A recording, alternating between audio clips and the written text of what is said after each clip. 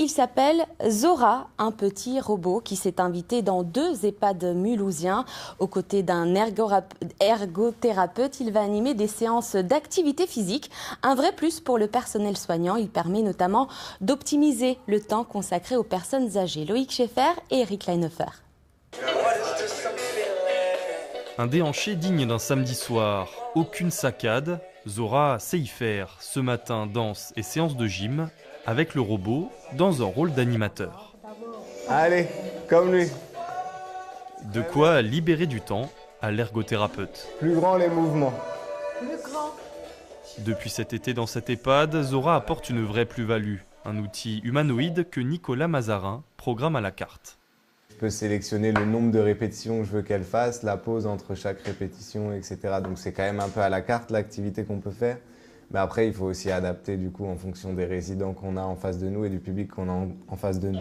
Un public justement d'abord dubitatif avant de devenir complètement accro. Ça nous aide beaucoup à bouger, à remuer. C'est formidable. Ah ben vous me le prêtez pour la chambre. Ça m'amusera. Trop accro peut-être, même si avec certains résidents, la communication reste difficile.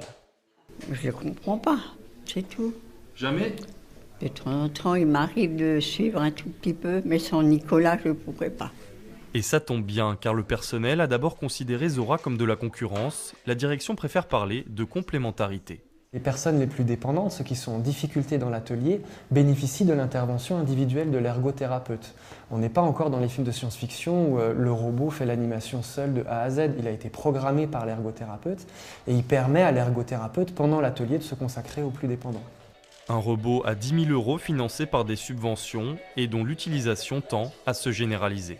De plus en plus de services de pédiatrie commencent aussi à s'équiper avec ce type de robot qui, on l'a compris, rendent également les enfants plus attentifs. C'est vrai que quand Zora parle, on l'écoute. D'ailleurs, elle a un petit message à vous faire passer. Trop cool d'être passé sur France 3 Alsace. Bonne soirée.